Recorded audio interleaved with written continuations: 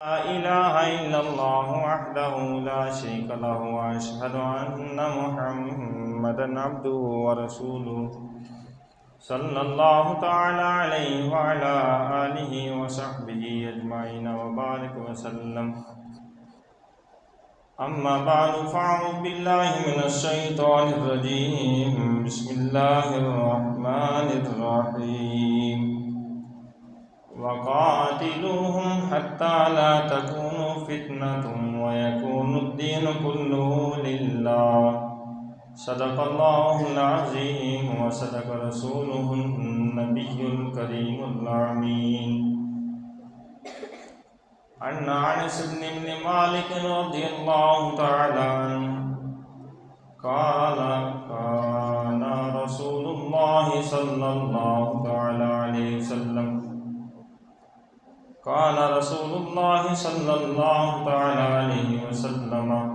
أحسن الناس وأجود الناس وأشجع الناس ببركته إن الله وملائكته يصلون على النبي يا أيها الذين آمنوا صلوا عليه وسلموا تسليما. الصلاة والسلام عليك يا سيدي يا رسول الله وعلى آلك وأصحابك يا سيدي يا حبيب الله. الصلاة والسلام عليك يا سيدي يا نبي الله وعلى آلك وأصحابك يا خاتم النبيين. بندہ پروردگارم امت احمد نبی دوستدار چار یارم تابع اولاد علی مذہب حنفیہ دارم ملت حضرت خلیل خاک پائے غوث اعظم زیر سایہ ہر ولی صدیق عکس حسن کمال محمد فاروق ذل جاؤ جلال محمد عثمان ضیاء شمع جمال محمد حیدر بہار باغ خصال محمد صلی اللہ تعالیٰ علیہ وآلہ وصحبہ اجمعین وبارک وسلم. جس سبحانی گھڑی چمکا طیبہ کا چاند اس دل افروز ساعت پہ لاکھوں سلام. جس کے جلوے سے مرجائی کلیاں کھلی اس گل پاک منبت پہ لاکھوں سلام. نور عین لطافت پہ الطف درود زیب و زین نظافت پہ لاکھوں سلام. نقطۂ سر وحدت پہ یکتا درود مرکز دور کثرت پہ لاکھوں سلام. مرتبہ اسم ذات احد پر درود نسخہ جامعیت پہ لاکھوں سلام. رب اعلیٰ کی نعمت پہ اعلیٰ درود حق تعالیٰ کی منت پہ لاکھوں سلام. الغرض ان کے ہر منہ پہ لاکھوں درود ان کی ہر خو و خصلت پہ لاکھوں سلام. ان کے ہر نام و نسبت پہ نامی درود ان کے ہر وقت و حالت پہ لاکھوں سلام. ان کے مولا کے ان پہ کروڑوں درود ان کے اصحاب و اطرت پہ لاکھوں سلام. ایک میرا ہی رحمت پہ دعویٰ نہیں شاہ کی ساری امت پہ لاکھوں سلام. کاش محشر میں جب ان کی آمد ہو بے جسم ان کی شوکت پہ لاکھوں سلام. مجھ سے خدمت کے قدسی کہیں ہر رضا مصطفیٰ جان رحمت پہ لاکھوں سلام. حضرات محترم، آج کا ہمارا موضوع جہاد کے حوالے سے ہے. بالخصوص حضور جان جانا صلی اللہ تعالیٰ علیہ وسلم کی شجاعت اور بہادری کے حوالے سے بھی ہے. اور اسی مختصر وقت کے اندر ہم انشاءاللہ العزیز ان پہلوؤں کو دیکھیں گے. نبی علیہ الصلوۃ والسلام کی حیات طیبہ کے اندر اور قرآن و سنت کے اندر بھی جہاد کے حوالے سے ہماری کیا تعلیم فرمائی گئی ہے. ایک بات یاد رکھیں، قرآن کریم کے اندر ہے وَقَاتِلُوهُمْ حَتَّى لَا تَكُونُ فِتْنَةٌ وَيَكُونُ الدِّينُ كُلُّهُ لِلَّهِ کہ ان سے اتنا لڑو یہاں تک کہ فتنہ ختم ہو جائے اور اللہ کا دین غالب آ جائے. یعنی کہ دین کے غلبے کے لیے نا جہاد کیا جاتا ہے، مسلمانوں کی حفاظت کے لیے، دین کے غلبے کے لیے جہاد کیا جاتا ہے۔ اور حضور جانے جانا صلی اللہ تعالیٰ علیہ وسلم آپ رحمت للعالمین ہیں، آپ اخلاق کے اعلیٰ درجے پہ فائز بھی ہیں۔ ان ساری چیزوں کے باوجود حضور جانے جانا صلی اللہ تعالیٰ علیہ وسلم دین کی سرفرازی کے لیے خود تلوار لے کر میدان کے اندر نکلے، اور آپ علیہ الصلوۃ والسلام نے آپ کی حیات طیبہ کے اندر کل 70 جنگیں ہوئیں، اور نبی علیہ الصلوۃ والسلام 27 کے اندر خود بنفس نفیس شامل بھی ہوئے، اور آپ علیہ الصلوۃ والسلام نے بہادری کی تاریخ رقم کی، بلکہ حضرت براء بن عازب رضی اللہ تعالیٰ عنہ آپ فرماتے ہیں حضور جانے جانا صلی اللہ تعالیٰ علیہ وسلم آپ ایسے بہادر تھے کہ جس وقت جنگ نہ پورے زوروں پہ ہوتی، حالات انتہائی گمبھیر ہو جاتے، انتہائی گمبھیر حالات ہو جاتے، اور انتہائی خوفناک منظر جب جنگ کا ہوتا، لڑتے لڑتے ہم کوئی ایسا آسرا ڈھونڈتے کہ کسی جگہ کوئی پناہ لیں، تو ہم پناہ لینے کے لیے حضور جانے جانا صلی اللہ تعالیٰ علیہ وسلم کی ذات کو لیتے تھے، اور حضور ہمارا دفاع بھی کرتے تھے، اور ساتھ تلوار کے حضور دشمن کے ساتھ مقابلہ بھی کرتے تھے۔ اللہ کے رسول صلی اللہ تعالیٰ علیہ وسلم میدان جہاد کے اندر اسی طرح حضرت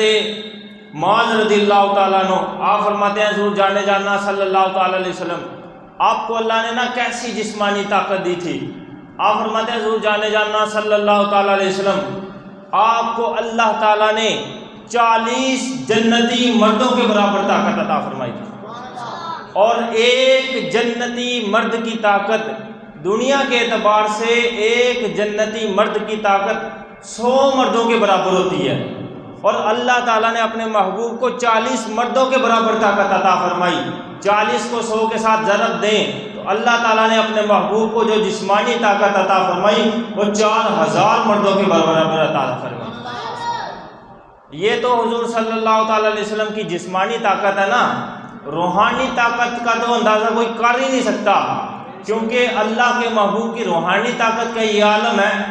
جسمانی طاقت تو بڑی دور کی بات رہ گئی نا، روحانی طاقت کا یہ عالم ہے کہ حضور جانے جانا صلی اللہ تعالیٰ علیہ وسلم اگر چاند کی طرف اشارہ فرما دے تو چاند 2 ٹکڑے ہو جائے، سورج کی طرف اشارہ کرے سورج واپس پلٹ آئے، یہ حضور جانے جانا صلی اللہ علیہ وسلم کی روحانی طاقت ہے۔ اور اسی طرح ام المومنین حضرت عائشہ صدیقہ رضی اللہ تعالی عنہا آپ سے صحابہ کرام علیہم رضوان نے نبی علیہ الصلوۃ والسلام کی طاقت کے متعلق جب سوال کیا نا، تو آپ فرماتی ہیں کہ اے میرے محبوب کے صحابہ، آپ نبی علیہ الصلوۃ والسلام کی طاقت کی بات کرتے ہو نا، تم میں سے کوئی بھی نبی علیہ الصلوۃ والسلام کی طاقت کا مقابلہ نہیں کر سکتا، کیونکہ تم میں سے اندر کوئی بھی نبی علیہ الصلوۃ والسلام کی مثل نہیں ہے۔ اللہ تعالیٰ نے اپنی محبوب کو صرف جسمانی طاقت نہیں بلکہ اللہ تعالیٰ نے جو بھی وصف اپنے محبوب کو عطا فرمایا، جو جانے جانا صلی اللہ علیہ وسلم اس کے اندر کمال رکھتے تھے، ہر وصف کمال کی حد تک اللہ تعالیٰ نے اپنے محبوب علیہ الصلوۃ والسلام کو فرمایا۔ اسی طرح حضرت رکانہ رضی اللہ تعالیٰ عنہ آپ ابھی اسلام نہیں لائے تھے، غزوہ بدر سے پہلے، تو آپ عرب کے بڑے بڑے پہلوانوں کے اندر شمار ہوتے تھے، تو آپ کا شمار بڑے بڑے پہلوانوں کے اندر ہوتا تھا۔ تو ایک دفعہ حضور جانے جانا صلی اللہ تعالیٰ علیہ وسلم آپ نے حضرت رکانہ، یعنی کہ ابھی آپ اسلام قبول نہیں تھے کیا،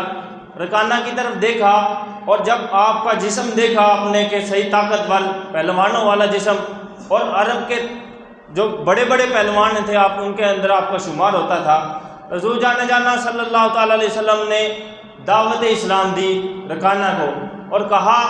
دعوت یوں دی، نبی علیہ الصلوۃ والسلام نے فرمایا کہ اتنا خوبصورت بدن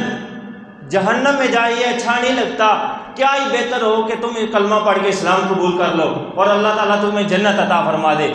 لیکن رکانہ سے اپنی طاقت کے اوپر مان تھا، گھمنڈ تھا، اور اس نے ایک شرط رکھ دی کہ میں آپ کا کلمہ اس وقت پڑھوں گا کہ آپ میرے ساتھ نہ کشتی کریں۔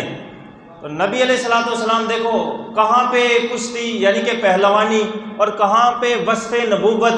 دو علیحدہ چیزیں بنتی ہیں، لیکن حضور جانے جانا صلی اللہ تعالی علیہ وسلم آپ نے کسی شخص کو کلمہ طیبہ کی اسلام کی دولت سے مالا مال ہونے کے لیے دیکھنا تھا، آپ نے فرمایا چلو ٹھیک ہے تیری یہ شرط بھی پوری کر دیتے ہیں۔ رکانہ نبی علیہ الصلوۃ والسلام کے ساتھ کشتی کرنے لگا، حضور جانے جانا صلی اللہ تعالی علیہ وسلم نے پہلی مرتبہ ہی اسے پلٹا دیا اور زمین پہ گرا دیا۔ تو جب گرا دیا نا تو اسے اپنی طاقت کے اوپر مان تھا، لیکن یہ ایسا اچانک حیران کن کام ہوا اس کے ساتھ۔ اس نے کہا کہ جی دیکھو آپ نے مجھے ابھی صحیح طریقے سے سنبھلنے نہیں دیا تھا، پوزیشن ہی میری نہیں تھی بنی، اور آپ نے میرے اوپر حملہ کر دیا، یہ بات میں نہیں مانتا، ایک دفعہ اور کشتی کریں۔ حضور صلی اللہ علیہ وسلم نے دوسری مرتبہ اسے جب پھر گرا دیا، پھر اس نے یہی بات کی کہ نہیں ابھی تو میں صحیح طریقے سے سنبھل نہیں نہ پایا تھا کہ آپ نے میرے اوپر پہلے حملہ کر دیا ہے، تیسری مرتبہ پھر کشتی کریں۔ حضور صلی اللہ تعالی علیہ وسلم نے تیسری مرتبہ بھی جب رکانہ کو زمین پہ گرا دیا تو اس کے اوپر پھر نبی علیہ الصلوۃ والسلام کی ہیبت طاری ہوگی، نبی علیہ الصلوۃ والسلام کا رعب اور جلال طاری ہو گیا، اور بدر کے موقع پہ وہ کلمہ پڑھ کے مسلمان بھی ہو گیا۔ اللہ تعالیٰ کے محبوب صلی اللہ تعالیٰ علیہ وسلم کی یہ بہادری، اور اسی طرح حضرت ابو ہریرہ رضی اللہ تعالیٰ عنہ آپ روایت کرتے ہیں حضور جانے جانا صلی اللہ تعالیٰ علیہ وسلم کی طاقت کا یہ عالم تھا، آپ علیہ الصلوۃ والسلام کی قوت کا یہ عالم تھا کہ جب نبی علیہ الصلوۃ والسلام چلتے تھے تو ہم نبی علیہ الصلوۃ والسلام کے ساتھ ساتھ چلتے تھے، لیکن ایسا ہوتا ہی نہیں تھا، بلکہ ہم بڑی ہی دقت کے ساتھ مشکل کے ساتھ نبی علیہ الصلوۃ والسلام کے ساتھ ملتے تھے۔ ایسے معلوم ہوتا تھا جس طرح حضور جانے جانا صلی اللہ تعالی علیہ وسلم کے لیے زمین سمٹ گئی ہو اور کہہ رہی ہو یا رسول اللہ یہاں قدم رکھیں، یہاں قدم رکھیں، یہاں قدم رکھیں، نبی علیہ الصلوۃ والسلام کے ساتھ۔ اسی طرح ام المومنین حضرت عائشہ صدیقہ رضی اللہ تعالیٰ عنہ آپ فرماتی ہیں حضور جانے جانا صلی اللہ تعالی علیہ وسلم کو اللہ تعالیٰ نے ایسی طاقت عطا فرمائی کہ حضور صلی اللہ تعالی علیہ وسلم جو کام بھی کرتے تھے دوام کے ساتھ کرتے تھے۔ مطلب ہے رات کو اٹھ کے نوافل پڑھنے ہیں تو ایک دن نہیں پڑھنے یا 2 دن نہیں پڑھنے، بلکہ نبی علیہ الصلوۃ والسلام پھر اس کام کو دوام دیتے تھے۔ وضو کے ساتھ مسواک کرنی ہے تو چند مرتبہ نہیں کرنی بلکہ دوام بخشا۔ اسی طرح نبی علیہ الصلوۃ والسلام نے نماز کے ساتھ نوافل پڑھے، جو کام بھی نبی علیہ الصلوۃ والسلام کرتے تھے نا، پھر سرکار علیہ الصلوۃ والسلام اسے دوام بخشتے تھے، دوام دے دیتے ہیں۔ جو بھی حالات ہوں، جیسی بھی صحت ہو، جیسے بھی موسم ہوں، جو بھی سفر کے اندر ہوں، حضر کے اندر ہوں، نبی علیہ الصلوۃ والسلام کی جسمانی تندرستی یا بعض اوقات آپ کے اوپر بیماری کا غلبہ، جو بھی چیز ہو، نبی علیہ الصلوۃ والسلام جیسا بھی موقع آیا، نبی علیہ الصلوۃ والسلام نے جو اپنی سنت شروع کی پھر اسے دوام بخشا۔ یہ اللہ تعالیٰ نے اپنے محبوب علیہ الصلوۃ والسلام کو طاقت عطا فرمائی تھی۔ اسی طرح قریش مکہ جب نبی علیہ الصلوۃ والسلام نے دعوت اسلام کی شروع کی، تبلیغ شروع کی، تو کلمہ طیبہ ہے کیا ہے؟ لا الہ الا اللہ محمد الرسول اللہ صلی اللہ تعالی علیہ وسلم۔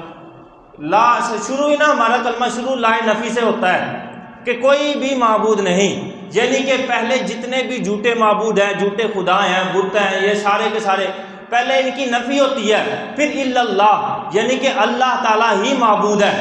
پہلے جتنے بھی معبودان باطل ہیں ان کی نفی ہوتی ہے، پھر جو اللہ تعالیٰ معبود حقیقی ہے اس کی بات ہوتی ہے۔ یعنی کہ ہمارا کلمہ یہی ترتیب ہمیں بتاتا ہے کہ پہلے جو ہے نا باطل کی نفی کی جائے گی،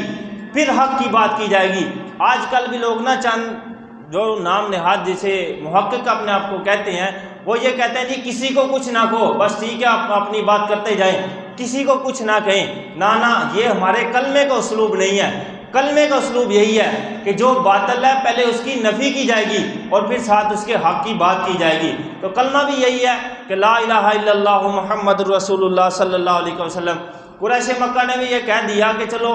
حضرت ابو طالب جو نبی علیہ الصلوۃ والسلام کے چچا تھے، ان کے پاس آئے اکٹھے ہو کے اور کہا کہ تمہارا بھتیجا ہمارے خداؤں کو برا بھلا کہتا ہے، اور ہمارے خداؤں کو برا بھلا کہنے کے بعد وہ ایک خدا کی دعوت بھی دیتا ہے۔ تو اس طرح کرو کہ جو ایک خدا کی وہ دعوت دیتا رہے، ہمیں اس کے ساتھ کوئی غرض نہیں، لیکن ہمارے بتوں کو برا بھلا کہنا وہ چھوڑ دے، ہمیں یہ کسی قدر گوارا نہیں ہے۔ تو جب یہ بات کی نا قریش کے سرداروں نے نبی علیہ الصلوۃ والسلام کے قبیلے اور جو ہے نا چچا کے ساتھ حضرت ابو طالب کے ساتھ، تو آپ نے کہا ٹھیک ہے میں اپنے بھتیجے کو سمجھا دوں گا، لیکن آپ نے یہ بات اگنور کر دی اور آپ جڑنا نبی علیہ الصلوۃ والسلام تبلیغ کرتے رہے۔ آپ علیہ الصلوۃ والسلام وہی جوش، وہی ولولہ، وہی جذبے کے ساتھ تبلیغ کرتے رہے۔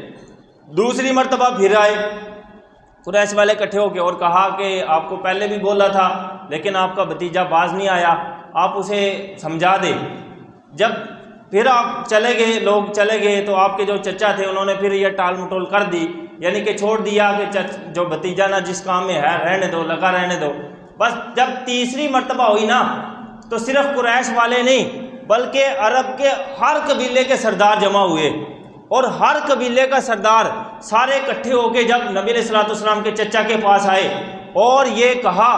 کہ ہم آخری مرتبہ آ رہے ہیں، آپ کو آخری وارننگ دیتے جا رہے ہیں، اس کے بعد اگر آپ کے بھتیجے نے ایسی کوئی بات کی تو ہم آپ کے پاس نہیں آئیں گے بلکہ آپ کے بھتیجے کے ساتھ خود نمٹ لیں گے۔ جب ایسی بات کر دی نا تو پھر آپ کے چچا نا پریشان ہو گئے کہ پہلے تو بات قریش تک محدود تھی، اب عرب کے جتنے قبائل ہیں ان ساروں کے سردار آ گئے ہیں۔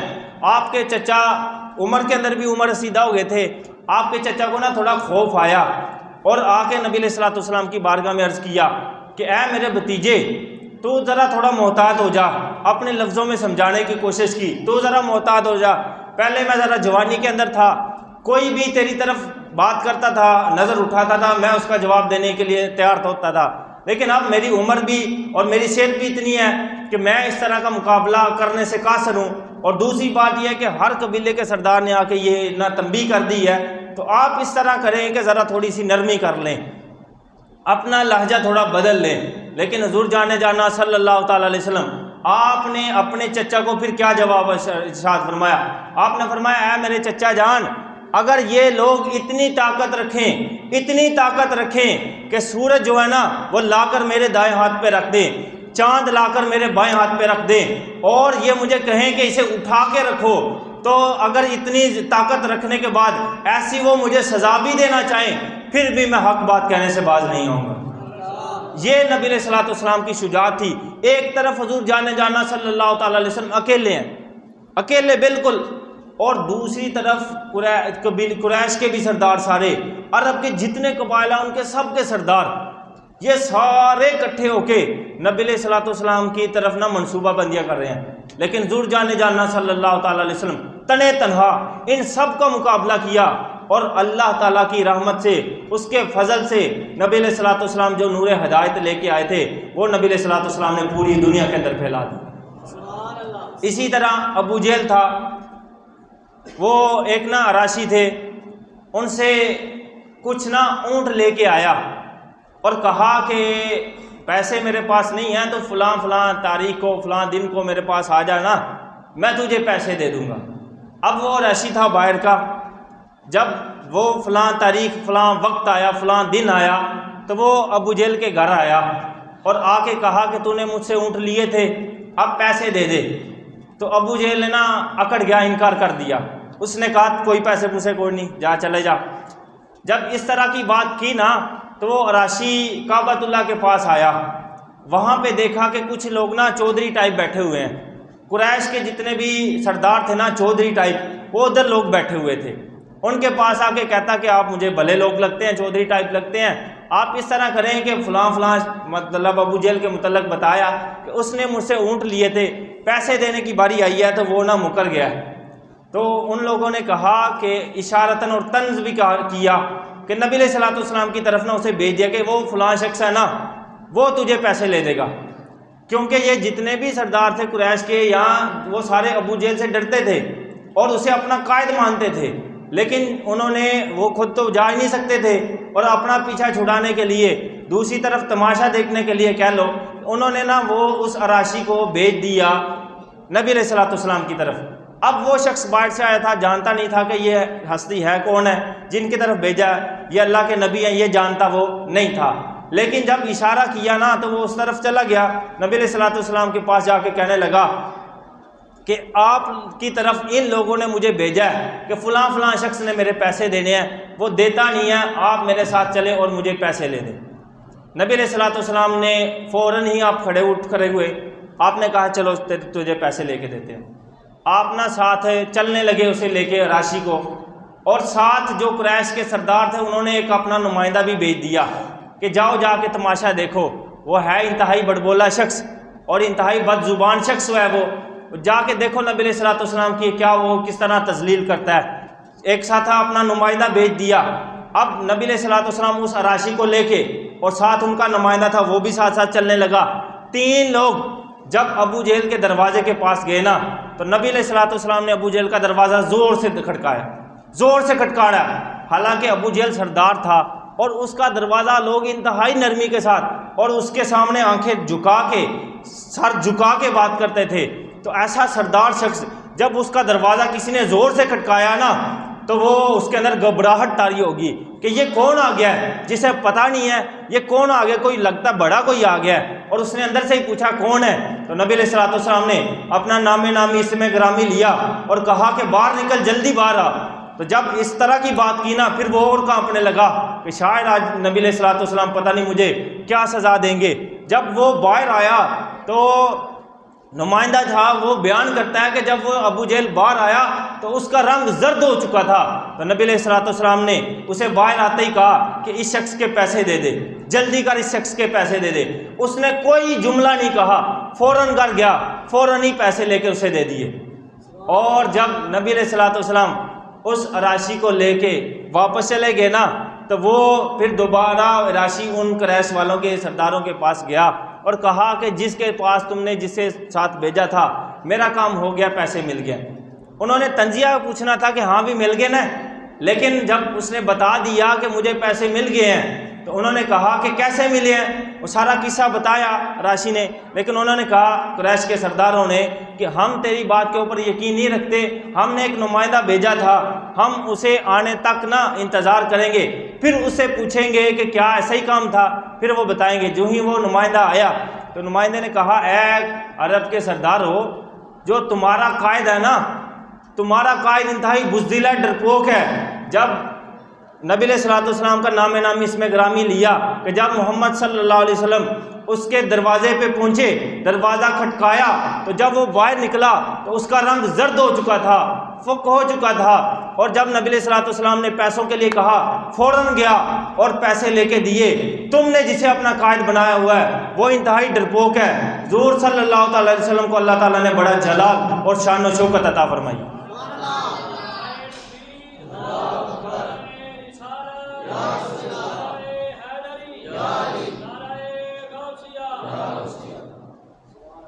اسی طرح حضرت انس رضی اللہ تعالیٰ عنہ آپ فرماتے ہیں کہ کان نبی صلی اللہ تعالیٰ علیہ وسلم احسن الناس و اجود الناس و اشجاع الناس، کہ نبی علیہ الصلوۃ والسلام سارے لوگوں میں سے نبی علیہ الصلوۃ والسلام سب سے حسین تھے، اور نبی علیہ الصلوۃ والسلام سب سے زیادہ سخی بھی تھے، اور سب سے زیادہ بہادر بھی حضور صلی اللہ علیہ وسلم کی ذات تھی۔ آپ فرماتے ہیں کہ ایک رات مدینہ شریف کے باہر سے نہ اطراف سے آوازیں آنے لگی، خوفناک آوازیں آنے لگی، تو ہم نے یہ سوچا کہ کوئی نہ قافلہ وہ حملہ کرنے کے لیے آ گیا ہے، تو ہم نہ ڈر گئے، لیکن ہم نے حضور صلی اللہ علیہ وسلم کو جگانا مناسب نہ سمجھا کہ رات کا پہر ہے، ہم پہلے پتہ کر کے آتے ہیں کہ کیا معاملات ہیں، پھر نبی علیہ الصلوۃ والسلام کو آ کے بتائیں گے۔ اسی طرح بلا وجہ ان کی آرام کے اندر خلل مناسب نہ سمجھا، تو جب نبی علیہ الصلوۃ والسلام کو جگائے بغیر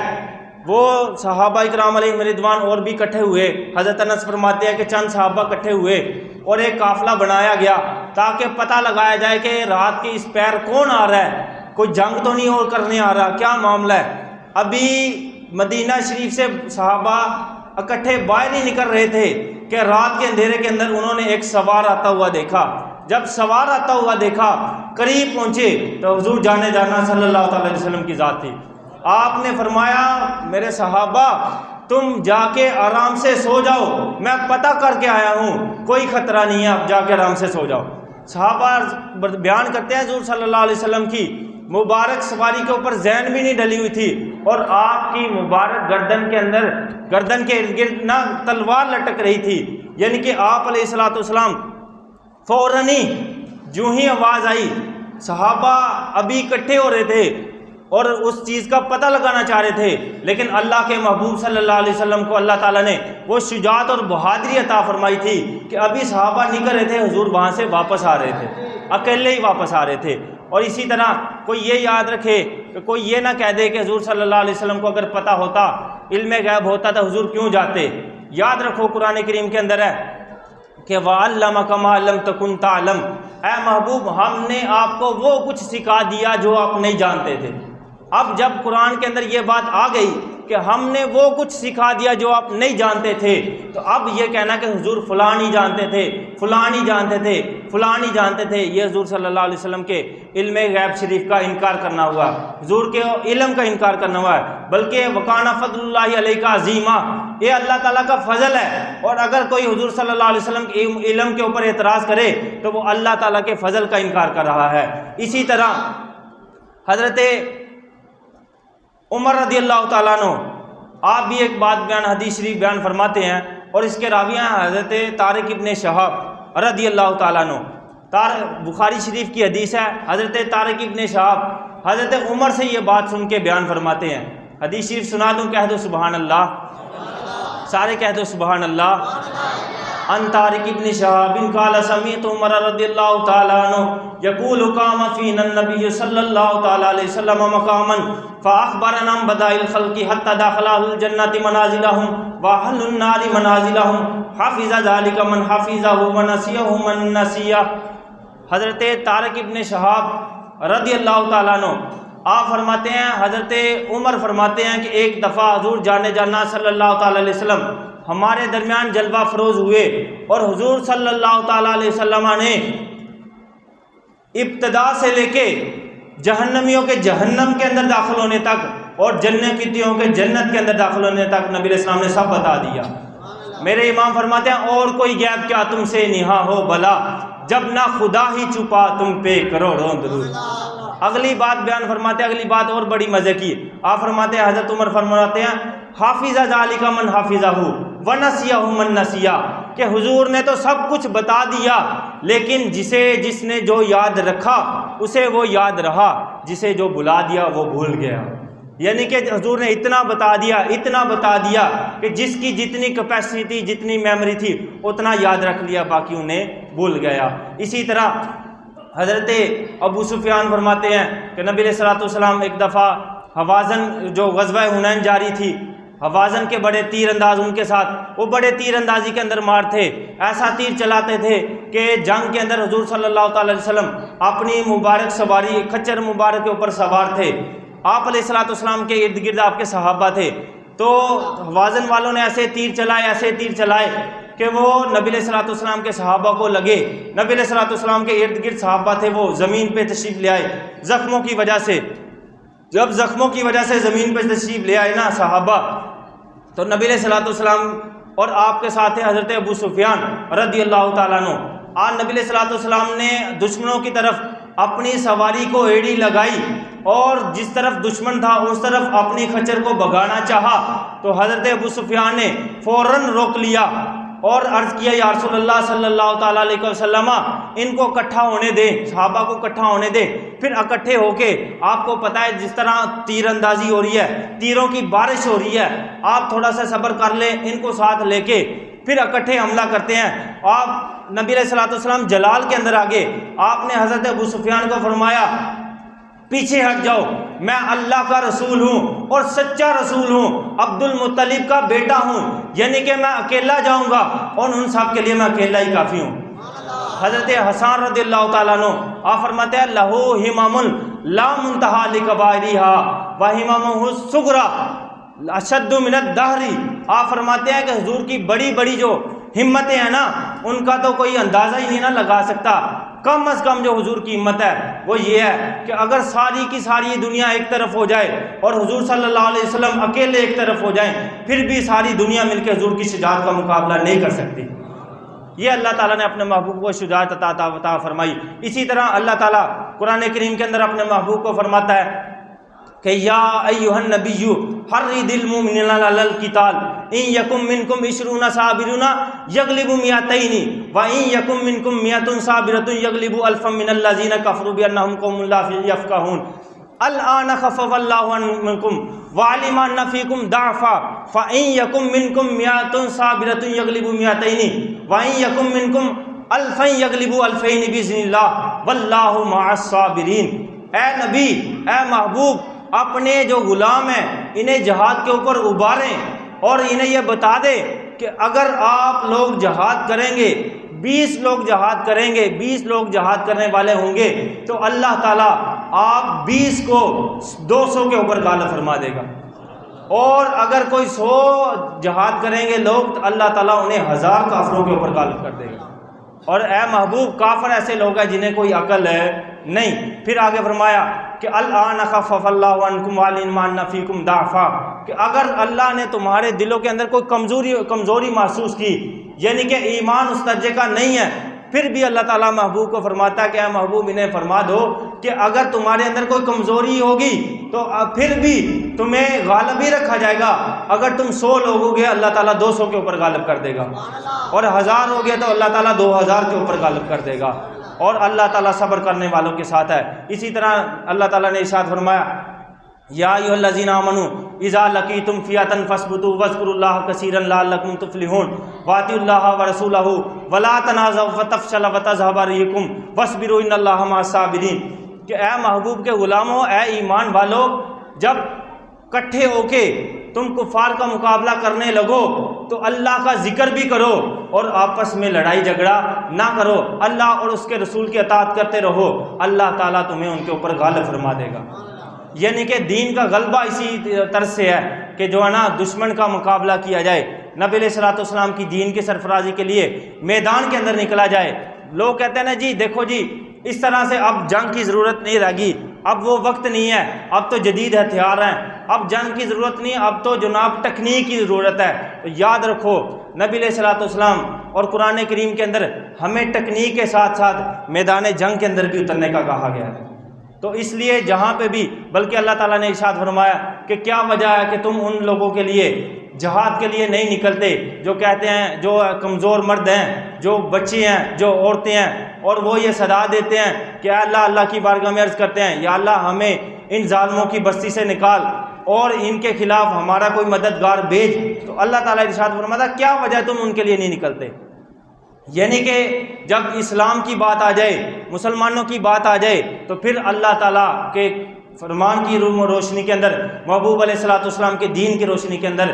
امت کے اوپر نا جہاد فرض ہو جاتا ہے۔ اور جہاد صرف ان لوگوں کے اوپر فرض نہیں ہوتا کہ جن کے اوپر یہ بیتی ہے، بلکہ جتنے بھی مسلمان ہیں ان کے اوپر جہاد فرض ہو جاتا ہے، اور جو جہاد کا اعلان کیا جاتا ہے وہ حکومت کرتی ہے۔ اس لیے حکومت کو بھی چاہیے کہ وہ کاسۂ گدائی پھینکے اور جو مسلمان ہیں جن کی مدد کی ضرورت ہے ان کی مدد کے لیے جہاد کا اعلان کرے۔ بلکہ جہاد کے لیے نا یہ مال و دولت اور اسباب نہیں دیکھے جاتے، یہ چیزیں ہیں لیکن یہ معنی نہیں رکھتے، کیونکہ جب جہاد کے لیے اسباب بعد میں دیکھے جاتے ہیں، جذبہ ایمانی پہلے دیکھا جاتا ہے۔ علامہ اقبال فرماتے ہیں نا فضائے بدر پیدا کر کے فرشتے تیری نصرت کو اتر سکتے ہیں گردوں سے اب بھی قطار اندر قطار، یعنی کہ جب مسلمانوں نے رہنا نا تو نبی علیہ الصلوۃ والسلام فرماتے ہیں جب امت جہاد ترک کر دے گی نا تو اللہ تعالیٰ ان کے اوپر نا ذلت مسلط کر دے گا، اور اس وقت وہ ذلت نہیں ہٹے گی جب تک امت دوبارہ جہاد کی طرف نہ واپس آ جائے۔ تو ابھی بھی امت کو چاہیے کہ اپنا وقار بلند کرنا ہے، اپنا جو ہے نا کھویا ہوا وقار حاصل کرنا ہے۔ تو امت کو چاہیے کہ وہ اللہ اور اس کے رسول کے فرامین کے اوپر عمل کرتے ہوئے جہاد کے اندر شامل ہو، اور وقت آئے یہ جہاد کسی خاص طبقے کے اوپر فرض نہیں ہوتا، ہر مسلمان، نبی علیہ السلام نے فرمایا کہ مسلمان جو ہوتا ہے نا، مسلمان آپس میں ایک جسد واحد کی طرح ہیں، اور اگر کسی ایک عضو کے اندر تکلیف ہو تو سارا کا سارا جسم بے چین ہوتا ہے۔ اور اگر ہمیں جو فلسطین کے اندر ہو رہا ہے، جو کشمیر کے اندر ہو رہا ہے، برما کے اندر جو ہو رہا ہے، اگر ان کی وجہ سے ہمیں بے چینی ہے تو ہمارے اندر وہ نبی علیہ الصلوۃ والسلام کے فرمان والی خاصیت پائی جاتی ہے کہ مسلمان ایک جسد واحد کی طرح ہے۔ اگر ہمارے اندر وہ بے چینی نہیں ہے، ہم میچ دیکھنے کے اندر مصروف ہے، اپنے کاروبار کے اندر، اپنے معاملات کے اندر مصروف ہیں، ہمیں کوئی نہیں معلوم، نہ ہمیں کسی قسم کا کوئی احساس ہے، نہ بے چینی ہے، تو یہ ہمارے لیے لمحہ فکری ہے کہ کہیں وہ ایمان والی رتی ہمارے اندر ہے یا کہیں چلی گئی ہوئی ہے۔ سرکار فرماتے ہیں مسلمان ایک جسد واحد کی طرح ہے، اور نبی علیہ السلام نے فرمایا الکفر ملۃ واحدہ، کفر ایک ملت ہے۔ جب کفر ایک ملت ہے، کفر اکٹھا ہو جاتا ہے اپنے معاملات کے لیے، تو مسلمان تو جسد واحد کی طرح ہیں، مسلمانوں کو بدرجہ اولا اکٹھا ہونا چاہیے۔ اور اگر سندھ کی بچی کے لیے ایک عورت کی آواز پہ محمد بن قاسم کو بھیجا جا سکتا ہے، تو اتنی زیادہ آوازیں جو آ رہی ہیں اس کے لیے بھی اپنی آرمی کو بھیجا جا سکتا ہے۔ اللہ رب العزت ہمارے اندر جذبہ جہاد پیدا فرمائے، ہمیں اپنے مسلمان بھائیوں کی مدد کرنے کی توفیق عطا فرمائے۔ اور جو دعائے جلال ہے، صحابی جنہوں نے نبی علیہ الصلوۃ والسلام کے دین کے دشمنوں کے لیے دعائے جلال کی، آپ بھی اپنے ہاتھ کھڑے کر کے ان کے لیے دعائے جلال کریں، کیونکہ دعا نبی علیہ السلام نے فرمایا نا مومن کا ہتھیار ہوتا ہے۔ ہم جا سکتے ہیں، اگر کوئی ایسا معاملہ آئے تو انشاءاللہ جائیں گے بھی، اور اپنا اس وقت جو ہمارے پاس ہتھیار ہیں ہم وہ سارے استعمال کریں، ہاتھ اٹھا کے دعا کرو۔ صحابی رسول دعا کرتے ہیں اللہم دمر اعداء الدین، اے اللہ دین دشمنوں کو تباہ و برباد فرما۔ اللہم دمر دیارہم، اے اللہ ان کے گھروں کو تباہ و برباد فرما۔ یا اللہ ان کی عورتوں کو، ان کے بچوں کو، یا اللہ ان کے جوانوں کو تباہ و برباد فرما جو دین کے خلاف سازشیں کرتے ہیں۔ یا اللہ انہیں گن لے اور انہیں اکیلا اکیلا کر کے تباہ و برباد فرما۔ اللہم دمر اعداء الدین، اللہم دمر دیارہم وشتت شملہم وفرق جمعہم، اللہم مزقہم کل ممزق، اللہم قتل شبانہم ورمل نساءہم ویتم اطفالہم، اللہم خذہم اخذ العزیز المقتدر، اللہم احصہم عددا واقتلہم بددا۔ صلی اللہ تعالی علی رسولہ خیر خلقہ محمد وعلی آلہ وصحبہ اجمعین، وآخر دعوانا الحمدللہ رب العالمین۔ سبحانک اللہم وبحمدک اشہد ان لا الہ الا انت استغفرک واتوب الیک۔